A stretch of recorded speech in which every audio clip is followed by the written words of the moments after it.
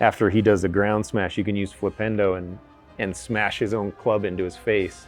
I was suited up as the troll in the mocap stage, and I had a foam club, and I was just smashing myself in the face over and over again. And we tried that, and we also tried, having someone that wasn't in a suit, pulling it into my face. We had someone kind of give the resistance of the club as I was pulling, and then letting go and hitting myself. And so just a lot of different ways of trying to make it feel real and physical, but then also making it a magical thing where someone's doing a spell that hits a club into your face.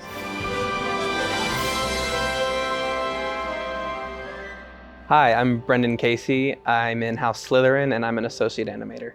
I'm Kevin Chesnos. I'm the lead cinematic animator, and I'm a Gryffindor. My name's Moira Rausch. I am a Slytherin, and I am a MoCap Technician.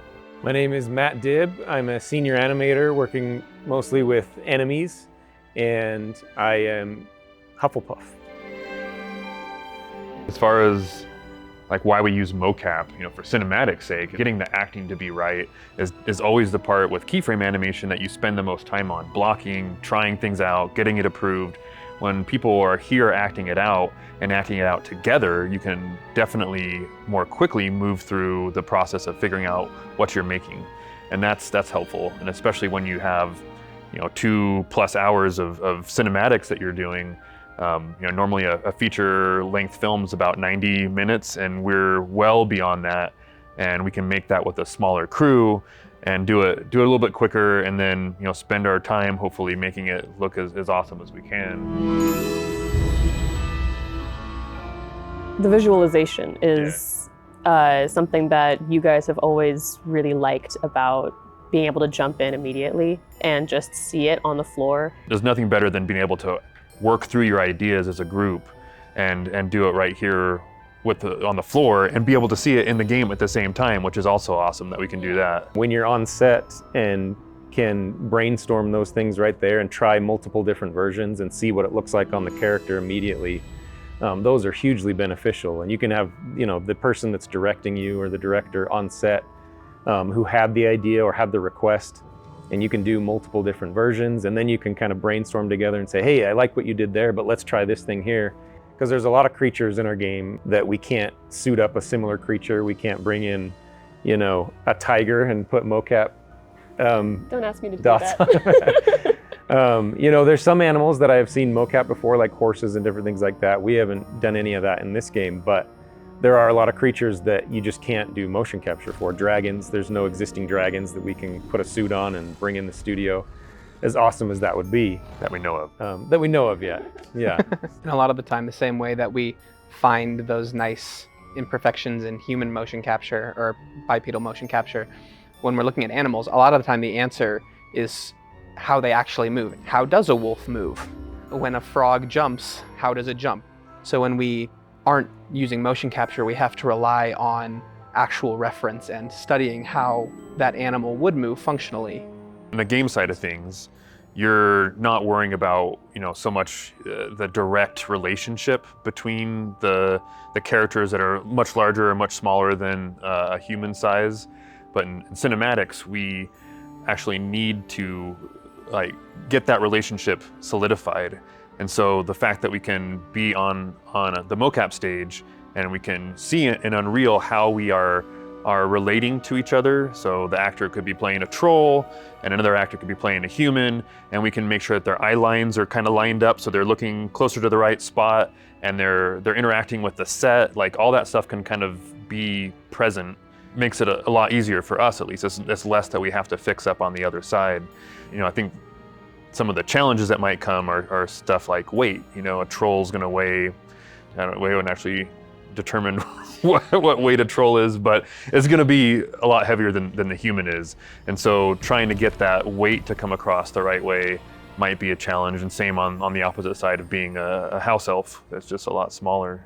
Something I like that you guys would do that would, I think, help ground us, but also get some of the magic in, is you'd do small, medium, and large reactions to things. So you'd start off with we'd do a bunch of takes, and we'd start off with really simple, kind of mundane, real world reactions to things and real world like scenes, and then you'd slowly get it a little bit more ridiculous, a little bit more weird, add in some extra step movements, some anything.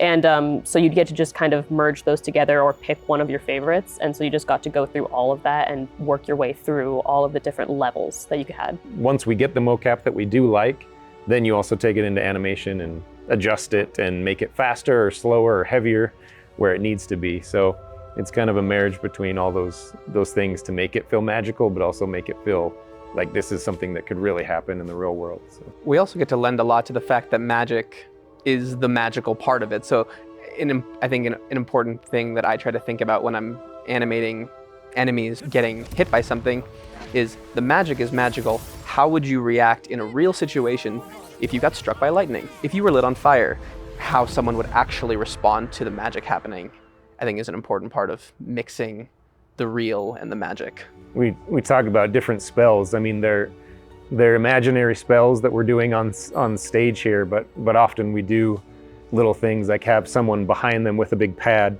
hitting them backwards so it feels more impactful when they're getting hit by something.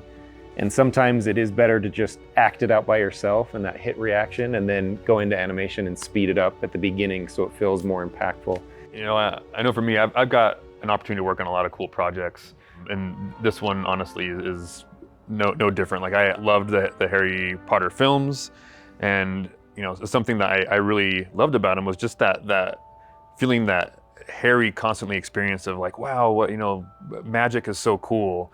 It's nice to be a part of that, and hopefully everyone else feels the same way, when that they too feel like that was something spectacular, and they're kind of left in awe. Working on Hogwarts Legacy has been, you know, a dream come true. It's the wizarding world in general, and the Harry Potter films are so iconic and so loved by so many fans. And there's such a charm to the world and charm to the characters and the use of magic, and just creates a world that people want to live in. And that's the exciting thing about this game, I think, is it kind of gives people that opportunity that this is my chance to walk around in Hogwarts and lead my own adventure in this world that I've always wanted to be in. So to be a part of making that and bringing that to life has just been so exciting and so fun. I keep telling people whenever they ask me about this game that this is it. You get to actually be a wizard, go to school, wander around the world in places you've never seen. And it is exactly the kind of magic that a lot of people who read the books and watched the movies were looking for when they were younger. I loved that on the mocap side, since we were working directly with the actors, we got to add in all these little details and stuff to different parts of the castle, like the kitchen and the background of the Great Hall. We got to go like, okay, what would these students do now? Like, what do regular students do? What do magical students do? Like, they would throw magic paper at each other and do all these weird things. We got to add that in ourselves. So I just feel like a lot of heart went into this game, and I got to put a lot of myself into the game, and I feel like everyone's going to love it because it's exactly what like your inner child would have wanted when you were younger. So if you asked Brendan in college what the first project he would ever work on as a professional animator, you could have given him a million guesses, and I would have never dreamed of something like Hogwarts being the first project I got to work on. I was such a fan as a kid. So getting to be here and actually working on it and being in the game, and you're not watching Harry Potter be a wizard, you're a wizard. A fine enough point can't be put on it how much heart people have put into this game to make sure that the fans get to be a wizard or a witch. And I'm just so grateful that I get to do this every day.